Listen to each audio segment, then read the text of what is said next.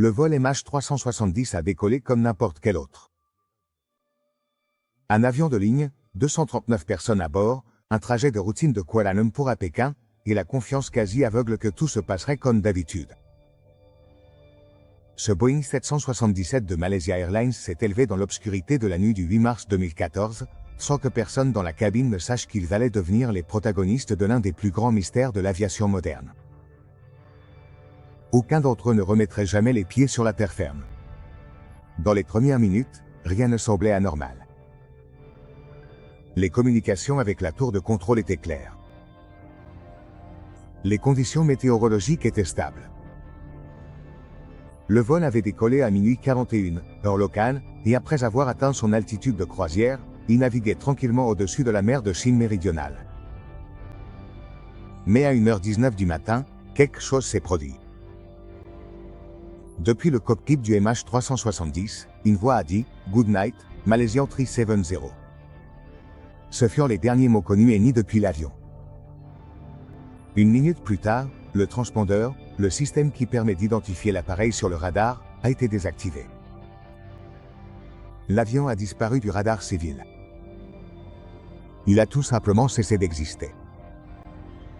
Les alarmes ne se sont pas encore déclenchées. À ce moment-là, l'avion se trouvait déjà dans un espace aérien où il devait être pris en charge par le contrôle aérien vietnamien. Mais personne au Vietnam n'a reçu la moindre communication. Les minutes ont passé, puis les heures, et peu à peu une vérité glaçante a commencé à s'imposer. L'avion avait disparu. Les autorités malaisiennes ont lancé une opération de recherche d'urgence. Le dernier point connu a été inspecté, un endroit en mer, à mi-chemin entre la Malaisie et le Vietnam. Des avions et des bateaux ont été envoyés. On n'a trouvé aucun indice, aucune trace de carburant, aucune pièce flottante. Rien. Le MH370 était volatilisé comme s'il n'avait jamais existé. Les familles, quant à elles, commençaient à vivre un cauchemar sans visage. Aux portes de l'aéroport de Pékin, les visages se transformaient lentement en désespoir. Les téléphones sonnaient encore et encore, sans réponse. Le silence de ces portables auxquels personne ne répondait pesait plus lourd que n'importe quel mot. Dans les 48 premières heures, une opération de recherche internationale a été déployée. 34 avions, 40 navires et des équipes de 12 pays différents ont participé. La recherche initiale s'est concentrée sur la mer de Chine méridionale. Mais les résultats ont été tout aussi frustrants, absolument rien. C'est alors qu'un rebondissement troublant est survenu. Le radar militaire malaisien a détecté que l'avion, au lieu de poursuivre sa route vers le nord-est, avait brusquement viré vers l'ouest, traversant à nouveau la péninsule malaise. C'était comme si le pilote avait décidé de faire demi-tour, mais pas vers un aéroport proche, plutôt vers le néant. Le MH370 a survolé le détroit de Malacca, a changé d'altitude à plusieurs reprises, puis a disparu définitivement du radar. À partir de là, toute trace physique a été perdue. La seule chose qui restait, c'était des signaux. Les satellites de l'entreprise britannique Inmarsat ont capté quelque chose, une série de pings automatiques que l'avion émettait chaque heure, comme s'il essayait de dire « Je suis toujours là ». Grâce à ces pings, une trajectoire alternative possible a été établie. L'avion aurait volé pendant 7 heures supplémentaires en direction du sud, s'enfonçant dans l'océan Indien. Un fait terrifiant, ces pings automatiques ne nécessitaient aucune intervention humaine, ce qui signifiait que l'avion était allumé, opérationnel, et que quelqu'un ou quelque chose le maintenait en vol pendant tout ce temps. Mais qui? Et surtout, pourquoi? Les autorités n'avaient pas de réponse, l'opinion publique non plus. Tout ce qu'il y avait, c'était des théories, certaines aussi froides que la logique, d'autres aussi farfelues que le désespoir. L'une des premières hypothèses a visé le capitaine Zahari Ahmad Shah, un pilote avec plus de 18 000 heures de vol, considéré comme expérimenté, calme, méticuleux. Certains médias ont laissé entendre qu'il avait des problèmes personnels, qu'il souffrait d'une profonde tristesse et que peut-être, juste peut-être, il avait décidé de transformer l'avion en sa tente volante. Mais il n'y avait aucune preuve. ni lettre de suicide, ni message préalable, ni comportement suspect dans le cockpit. Ni chez lui, ni chez le premier officier, Tariq Abdulhamid, un jeune pilote de 27 ans qui effectuait son premier vol sans instructeur. Une autre théorie suggérait que l'avion avait été détourné. Mais qui aurait pu le faire aussi longtemps sans être détecté par aucun radar civil ou militaire, en volant plus de 6 heures dans l'un des espaces aériens les plus surveillés de la planète? Rien ne collait. Les enquêteurs malaisiens, australiens et chinois s'accrochaient aux seuls indices que le mystère leur laissait, les arcs de signal des Ting, qui formaient une sorte de courbe dans l'océan, délimitant un immense couloir possible où l'avion aurait pu s'écraser. Toute l'opération a été redirigée vers le sud de l'océan Indien, au large de la côte ouest de l'Australie. Une zone reculée, sauvage, avec des profondeurs océaniques dépassant les 4000 mètres. Chercher quelque chose là-bas, c'était comme essayer de trouver une aiguille dans un désert d'eau. Pourtant, le monde ne s'est pas arrêté. La nouvelle a fait le tour de la planète. C'est devenu une obsession médiatique. Les chaînes de télévision diffusaient sans relâche. Les familles campaient devant les bureaux de Malaysia Airlines, désespérées d'obtenir des réponses qui n'arrivaient jamais. Chaque jour qui passait sans nouvelles, le silence devenait plus douloureux. Et pendant ce temps, la mer restait muette. Le MH370 avait disparu sans laisser de traces. Et pour la première fois, l'humanité devait faire face à une réalité qu'elle croyait impossible au XXIe siècle. Un avion de ligne, avec toute sa technologie, pouvait disparaître et personne ne savait ni comment ni pourquoi. Les jours se transformèrent en semaines. Et le monde commença à accepter, avec un mélange d'incrédulité et de douleur, que le vol MH370 avait disparu dans une région où ni les satellites, ni les radars, ni les avancées technologiques ne pouvaient offrir de réponse immédiate.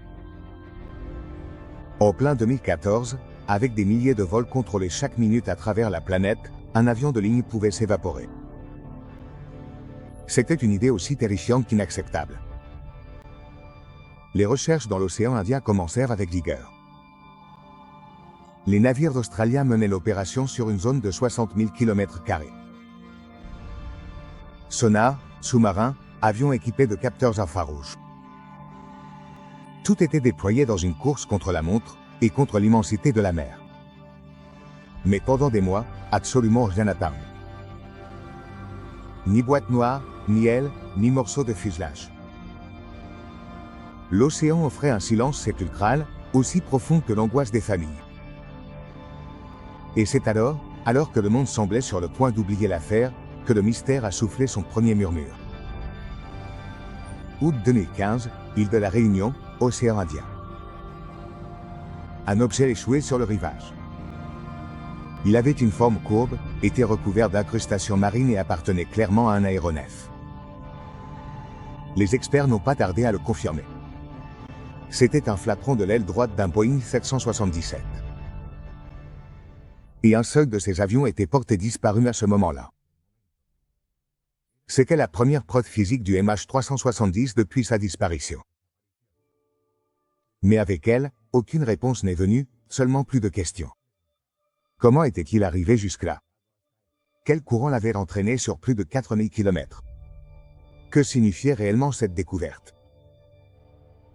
Au cours des mois suivants, de petits fragments sont apparus sur d'autres côtes, Madagascar, Mozambique, Tanzanie.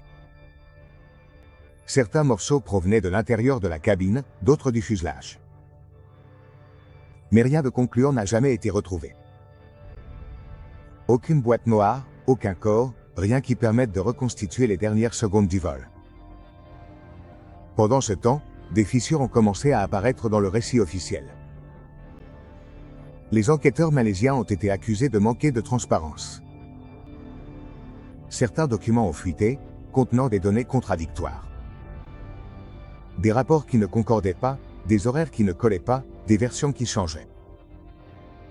Et au centre de tout cela, un soupçon silencieux, quelqu'un cachait-il quelque chose? Le capitaine Zahari est revenu sous les projecteurs. On a révélé qu'il possédait un simulateur de vol chez lui et que, quelques semaines avant la disparition, il avait pratiqué des itinéraires similaires à ceux que, d'après les signaux satellites, l'avion aurait suivis. à des vols simulés se terminaient même dans un point isolé de l'océan. Était-ce là une preuve de préméditation?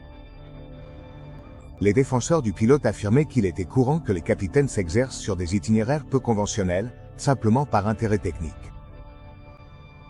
D'autres, plus critiques, y voyaient un signal d'alarme. Mais rien n'était concluant. Et tandis que l'affaire se remplissait d'hypothèses, les théories du complot se multipliaient sans contrôle. Certains parlaient d'une coupure technologique délibérée, d'une opération militaire secrète ou même d'une sobre-attaque qui aurait pris le contrôle de l'avion à distance. D'autres évoquaient une panne catastrophique du système électrique, une dépressurisation lente qui aurait rendu tout l'équipage inconscient, tandis que l'avion poursuivait sa route en pilote automatique jusqu'à épuisement du carburant. Mais dans chaque théorie, il y avait toujours une absence douloureuse de preuves. La tragédie du MH370 est devenue un miroir reflétant les peurs les plus profondes de l'humanité, l'impuissance face à l'inconnu, la fragilité de la technologie et l'angoisse de rester sans réponse. En 2016, le gouvernement australien a officiellement mis fin aux recherches actives. Une zone de 120 km² avait été fouillée sans résultat concluant. L'opération avait coûté plus de 150 millions de dollars. Et pourtant, aucune explication définitive ne pouvait être donnée. Le rapport final ressemblait presque à une déclaration d'abandon. Nous ne pouvons pas déterminer avec certitude l'emplacement de l'appareil, ni les circonstances exactes de sa disparition. Un silence aussi dévastateur que la nouvelle du premier jour. Mais tout le monde n'était pas prêt à abandonner. Des entreprises privées, des chercheurs indépendants et des océanographes ont lancé leurs propres recherches.